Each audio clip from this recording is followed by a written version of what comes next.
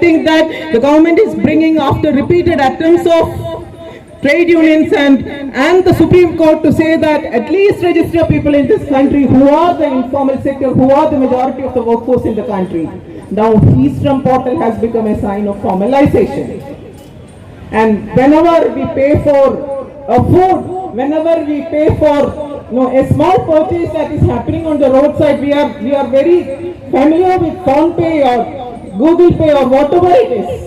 But that all marks the formal situation of the economy in this country. Useless. Why? देखिए हमारे साथ हैं मजदूर महासभा के जनरल सेक्रेटरी भजन सिंह सिद्धू जी। सर, आज जो आप लोग प्रोटेस्ट कर रहे हैं, क्या ऐसा मुद्दा है और क्या क्या ऐसी मांगे हैं सरकार से आप लोग? हमारी मांगे ये हैं कि जो देश के अंदर बेरोजगारी बढ़ रही है, महंगाई बढ़ रही है और हमारे देश की जो लोगों की नौकरियां हैं वो जा रही हैं और सरकार जो है वो निजीकरण को बढ़ावा दे रही है, हमारे एयरपोर्ट को बेच रही है, हमारे एयरलाइन को बेच दिया है, रेलवे को बेच रहे हैं, बैंक बेच रहे हैं, इंश्योरेंस में प्राइवेटाइजेशन ला रहे हैं। तो जो पक्की नौकरियां हैं, डिसेंट जॉब हैं, उनको ख़त्म करके कॉन्ट्रैक्ट पे ला रहे हैं, ठेके पे ला रहे हैं और सरकार बात करना नहीं चाहती है। और अभी देश के अंदर जितनी महंगाई बढ़ गई है, गरीब को उसमें जीवन यापन करना बहुत मुश्किल हो गया है, उसको अपने बच्चों को पालना बहुत मुश्किल हो गया है। पढ़ाई जो है सारी प्राइवेटाइज कर दी गई है, बच्चों को अच्छी पढ़ाई नहीं मिल रही है। हॉस्पिटल जो सरकारी हॉस्पिटल है उनमें दवा दारू डॉक्टरों की कमी है, तो प्राइवेट हॉस्पिटलों में पैसे दे नहीं सकता गरीब आदमी। तो it is the responsibility of the elected government to provide all basic need of the public. जो कॉन्स्टिट्यूशन में लिखा है कि हर 2 हाथ को काम और बच्चों के लिए मुफ्त पढ़ाई और इलाज के लिए मुफ्त इलाज के लिए हॉस्पिटल, बुढ़ापे का सहारा पेंशन और रहने के लिए मकान, 24 घंटे बिजली, पीने के लिए पानी और इन्वायरमेंट, हर नारी के लिए प्रोटेक्शन, यूथ के लिए 2 हाथ को काम, ये सारी चीज़ें संवैधानिक हैं। सर, सरकार का ये भी तो कहना है ना कहीं कि आप जनता जो है ये भी कहती है कि उन्हें सुविधाएं नहीं मिल पाती हैं, क्योंकि जिनकी सरकारी नौकरी होती है, जो सरकारी मुलाजिम होते हैं, वो कहीं ना कहीं काम नहीं करना चाहते। इस वजह से सरकार जो है इसे प्राइवेट कर रही है, जिस वजह से लोग जो हैं जिनको काम दिया जाता है वो अपनी निष्ठापूर्वक और पूरे कर्तव्य के साथ वो काम कर पाएंगे। देखिए, ये बिल्कुल निराधार है, ये झूठ है, हमारे वर्करों के खिलाफ फैलाया जा रहा है। हम देश के अंदर 25,000 गाड़ी सरकारी कर्मचारी चलाता है, 25,000 ट्रेन, जिसमें 2.5 करोड़ देश की जनता रोजाना सफ़र करती है और अभी इन्होंने ट्रेनें बंद कर रखी हैं। ये सिर्फ अडानी, अंबानी, टाटा, बिरला इन्हीं के लिए काम कर रहे हैं। इन्होंने देश के जितने भी देश की आज़ादी के बाद जो एसेट्स कमाए थे, जो बनाए थे, वो कौड़ियों के भाव में उनको दे रहे हैं। 18,000 करोड़ में पूरा एयर इंडिया उनको हवाले कर दिया। जो 1,10,000 करोड़ की एसेट्स हैं वो उसको 18,000 के अंदर उसको हवाले कर दिया। नए हवाई जहाज जो 40 खरीदे थे, 2,000 का एक हवाई जहाज, 80,000 करोड़ के नए बोइंग हैं, वो भी सब उनको दे दिए हैं। तो ऐसे ही सारे एयरपोर्ट गौतम अडानी के इसी पेंडेमिक में, महामारी में 8 एयरपोर्ट उसके हवाले कर दिए हैं। सारी कोल माइन बेच रहे हैं। तो सरकारी कर्मचारी की बात नहीं मैं कर रहा हूँ, मैं ये कह रहा हूँ कि देश के अंदर जो 2 करोड़ नौकरी सालाना आम बेरोजगार को देनी थी, जो स्कूल पास करके आता है उसको नौकरी नहीं मिल रही है, वो किसकी जिम्मेवारी है? अब ये कहते हैं कि हम आपको मालिक बना रहे हैं, आप नौकरी देने वाले पूंजीपति बन जाओ। कैसे बन जाएंगे? ये ऐसे नारे हैं, खोखले नारे, झूठ बोल रहे हैं, बेवकूफ़ बना रहे हैं। सरकार कहती है कि मैं पूरे भारत को स्मार्ट भारत बनाना चाहता हूँ, ताकि बाहर के लोग आएँ तो देश में कुछ ना कुछ ऐसा हो कि हमारे देश के लोग बाहर ना जा पाएँ। नहीं तो किसने मना किया इनको? यहाँ पर लोगों को रोटी खाने को नहीं है। 80 करोड़ लोगों को ये 5 किलो गेहूँ दे रहे हैं या चावल दे रहे हैं। वो 5 किलो चावल और रोटी देने से, 1 किलो दाल देने से स्मार्ट सिटी बन जाएंगी? किसने रोका? 7 साल से पावर में है, एक भी स्मार्ट सिटी बनाई इन्होंने। स्मार्ट सिटी का मतलब क्या है कि आप हाँ, सारी सुविधाएं हों, जो बेसिक संवैधानिक तौर पर जो फंडामेंटल राइट है नागरिक का, वो संवैधानिक हक तो उनको मिलना चाहिए। यहाँ तो बेरोजगारी, आज गरीबी में हम 107 कंट्री में से 101 पे पहुँच गए।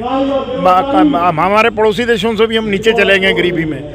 इतनी हंगर है देश के अंदर, नौकरी नहीं है लोगों के पास। सर, तमाम जनता से क्या कहना चाहिए? जी, जनता से क्या कहेंगे, खासतौर पर मजदूरों से क्या कहना चाहेंगे? हम मजदूर को ये कहना चाहेंगे कि मजदूर की वोट से ये सरकार बनी है। जो वायदे 7 साल पहले इन्होंने देश के मजदूरों से किए थे कि अगर हमारी सरकार बनेगी तो हम सरकार में आने के बाद 2 करोड़ को नौकरी देंगे, काला धन को वापस लाएंगे, हर एक के बैंक में पैसे देंगे, रहने के लिए पक्के मकान देंगे, पक्की सड़कें मिलेंगी, बिजली 24 घंटे रहेगी, बच्चों को फ्री एजुकेशन देंगे, देश के हर एक ओल्ड पेंशन देंगे उनको, बुढ़ापे का सहारा, और इलाज कराने के लिए फ्री हॉस्पिटल बनाएंगे। परंतु ये उसके बिल्कुल उलट काम कर रहे हैं। सारे हॉस्पिटल प्राइवेट हाथों में दे दिए, सारे स्कूल प्राइवेट हाथों में दे दिए, बच्चे जो हैं वो पढ़ नहीं पा रहे हैं, चाइल्ड लेबर बढ़ते चले जा रहे हैं। तो ये जितनी गुर्बत देश में फैल गई है, ये सरकार का फेलियर है। फेलियर को छुपाने के लिए वो इस तरीके की स्मार्ट सिटी बना रहे हैं। ये तो एक खोखले दावे हैं।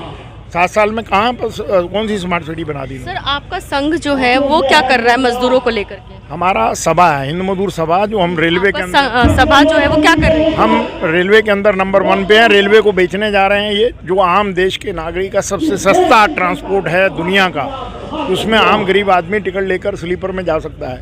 परंतु अगर वो पूंजीपतियों के हाथ में चली जाएगी तो उनका ट्रैवल करना मुश्किल हो जाएगा। वो उसमें सत्तू लेके घर से रोटी पूड़ी बनाकर गाड़ी में बैठकर सफ़र कर लेता है। परंतु अगर ये उसके किराए महंगे हो जाएंगे, प्राइवेट हाथों में चली जाएगी, वहाँ पे 10 रुपये के 15 रुपये की वाटर की बोतल खरीदनी पड़ेगी। खाना खाएगा तो उसके लिए 150-200 रुपये देने पड़ेंगे।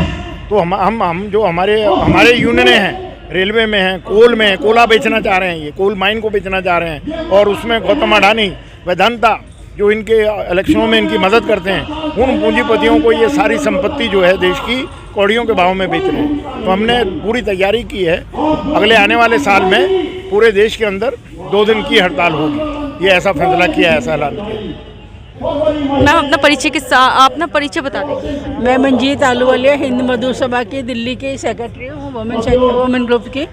और मैं जो अभी हमारे general secretary comrade Harbhajan Singh ji ने जो डिमांड्स बताई करते हुए बोलती हूँ कि जो उन्होंने बोला वही हमारी डिमांड्स है। सबकी कॉमन 10 हमारी ट्रेड यूनियन से, उन्हीं की सेम एक ही डिमांड है।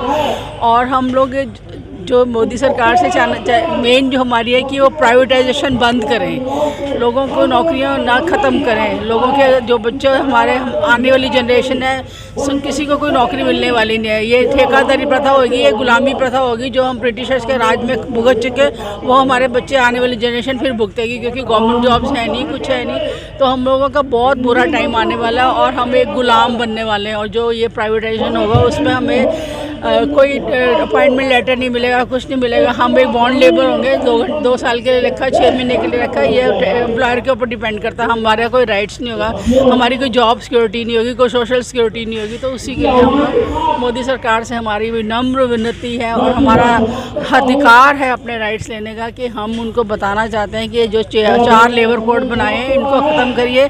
और हमारे जो पुराने सीनियर लीडर्स ने जो बड़े लड़ के श्रम कानून बनाए थे उनको वैसे के वैसे रहने दीजिए। Thank you very much. Sir, अपना परिचय। हाँ, मैं हिंद मजदूर सभा दिल्ली स्टेट का सेक्रेटरी हूँ, नारायण सिंह।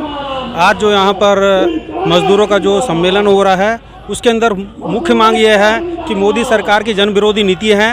उस जन विरोधी नीतियों के कारण आज दिल्ली का मजदूर, क्या पूरा देश का मजदूर तबाही हुआ पड़ा है।